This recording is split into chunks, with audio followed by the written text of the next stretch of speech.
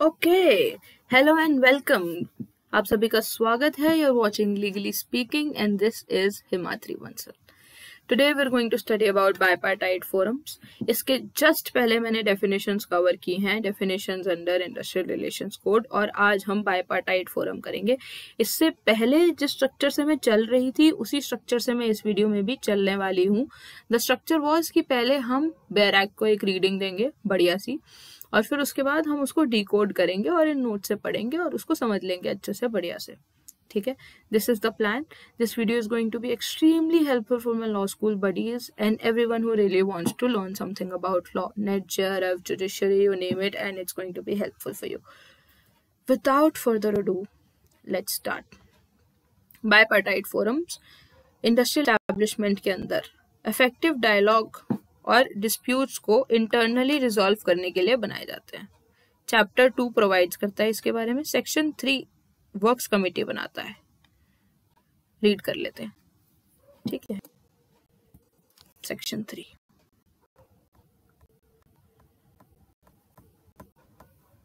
Let's go. Section 3 छोटू सा act है, छोटू सा सेक्शन है। In this section, any industrial establishment in which 100 or more workers are employed or have been employed on any day in the preceding 12 months, the appropriate government may by general or special order require the employer to constitute a works committee in such a manner as may be prescribed, consisting of representatives of employers and workers engaged in the establishment, provided that the number of representatives of worker in such committee shall not be less than the number of representatives of the employer. The representatives of the worker shall be chosen in such a manner as may be prescribed from among the workers engaged in the establishment in consultation with the trade union, if any registered according with the provision of section 9.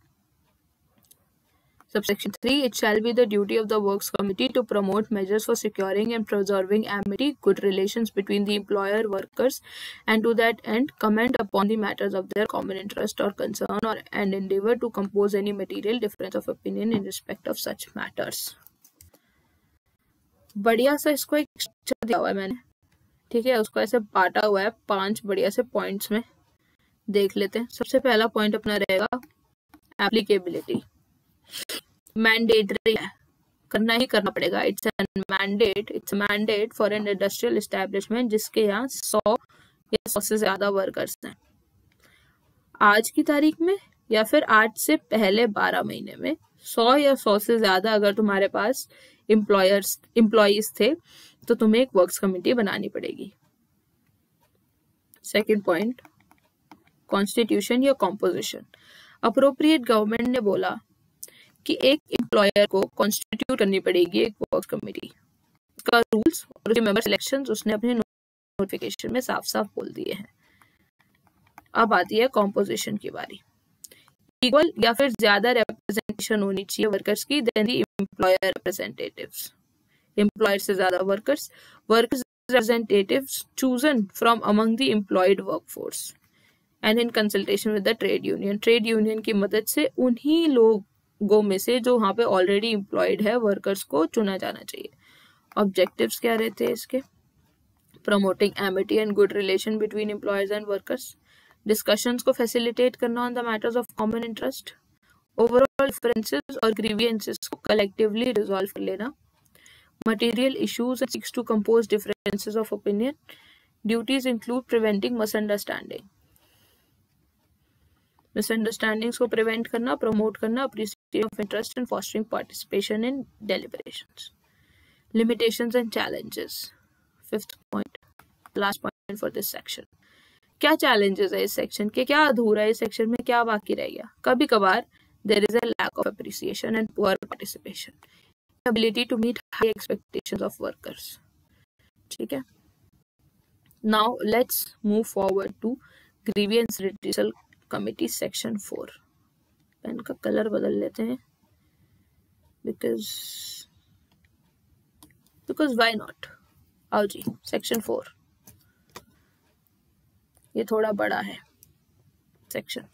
Every industrial establishment employing 20 or more workers shall have one or more grievance redressal committee for resolution of dispute arising out of individual grievances.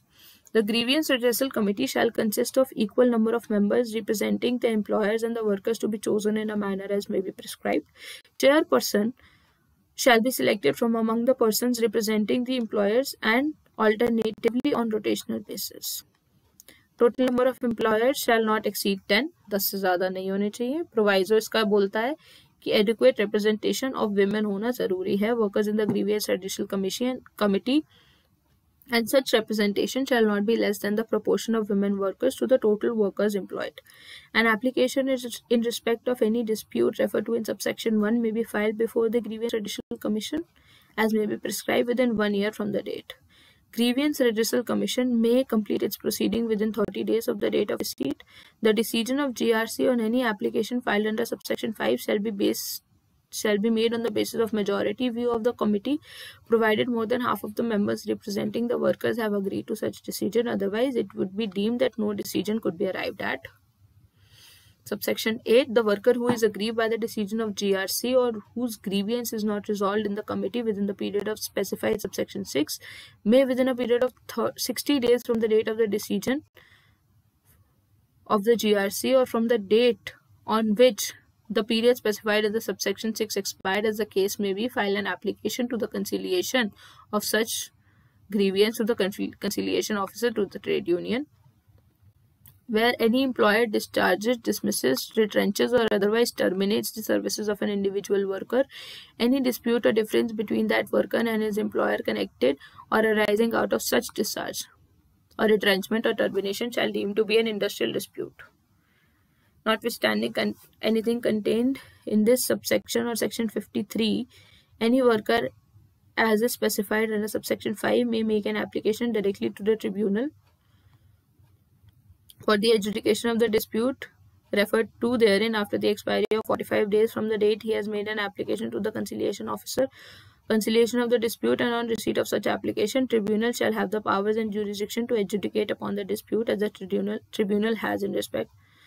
Application shall be made to the tribunal before the expiry of 2 years from the date of discharge, dismissal, retrenchment or otherwise termination. ये section जो है ना,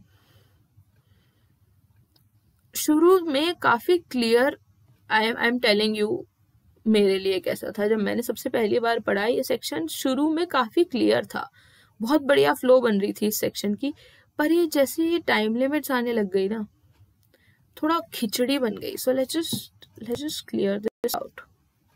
Okay. First point is its applicability. It's mandated. It's a mandate for any industrial establishment जहाँ पर 20 या 20 से ज़्यादा worker है. ठीक है. Composition की equal of employer and worker representations chosen as prescribed. Chairperson जो इसका रहेगा वो annually rotate होता रहेगा employer और worker side दोनों से. Maximum से ज़्यादा नहीं हो सकते. Adequate representation of women होना बहुत जरूरी है.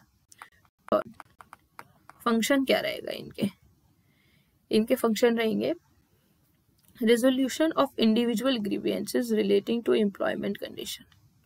अगर किसी को व्यक्तिगत रूप से कोई परेशानी है, कोई ग्रीवियंस है, तो उसको अपनी एम्प्लॉयमेंट कंडीशन को लेकर तो उसको हैंडल किया जाएगा, उसको रिजॉल्व किया जाएगा. Handle the dispute raised by an aggrieved worker within 1 year from the cause of action. Proceeding must be completed within 30 days of receiving an application. Decision is based on majority view. If more than half of the worker representation agree, majority prevail. Majority, the case remains undecided. Procedure and appeal. Fourth point. इसमें आपको सारी timeline clear हो जाने वाली है. सबसे पहले limitation period. Application must be filed by worker within 1 year. 1 साल के अंदर एप्लीकेशन फाइल हो जानी चाहिए. कमेटी को उस इशू को 30 दिन के अंदर रिजॉल्व कर देना है. ओके, पहला पॉइंट. दूसरा सब पॉइंट अपील. अगर कोई डिसीजन नहीं हुआ, मान लीजिए कि मेजॉरिटी नहीं बन पाई, 50% की हमें मेजॉरिटी चाहिए थी, राइट, 51% की, वो मेजॉरिटी नहीं बन पाई, या फिर मेजॉरिटी बन तो गई पर उनका जो डिसीजन था उससे ये बंदा एग्रीव्ड है अभी भी. Worker is aggrieved by the committee's decision and it is not resolved within 30 days. 30 दिन के अंदर नहीं किया गया, तो वो जो वर्कर है he can within 60 days of the decision or the expiry of the period can submit an application to conciliation officer. Conciliation officer को 60 दिन के अंदर अंदर एक एप्लीकेशन वो चाहे तो सबमिट कर सकता है if he still agreed by the decision. Okay. Subsequent application to tribunal permissible after conciliation is exhausted. तो आप प्रोसीजर देखिए इसका.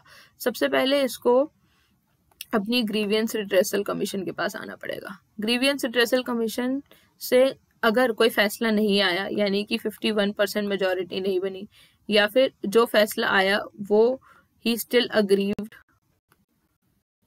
by such decision, then he may apply within 60 days of that decision to conciliation officer.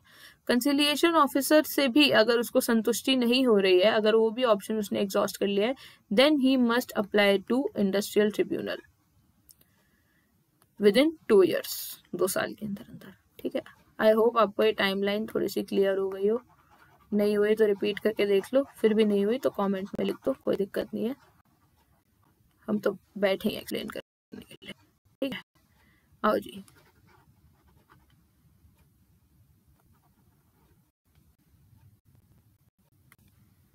Just leave it like that. Special points 2-3 point है इसके. सबसे पहला point, discharge, dismissal, retrenchment, termination. अगर किसी भी इंडिविजुअल इंसान का हो जाए तो वो एक इंडस्ट्रियल डिस्प्यूट कहलाएगा.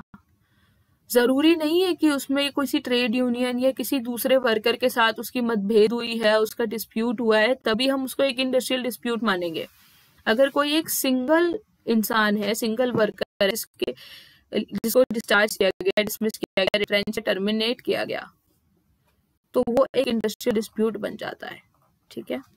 Industrial dispute can be raised even for an individual grievances. Conversion from industrial dispute to industrial dispute for these issues. एक केस है North Brook Jute company limited versus workman. मेरे को लगता है कि एक टॉपिक जो है वो कंप्लीट नहीं हुआ है अगर केस ना आए. एसेंशियली इसमें कोई केस नहीं है. Okay.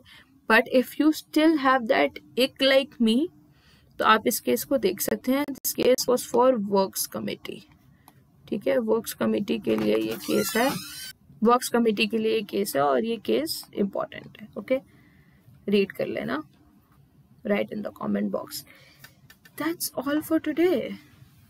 Okay. This was a very short and crisp video for bipartite forums. कोई भी दिक्कत हो, परेशानी हो, you can write in the comment box and I shall explain again.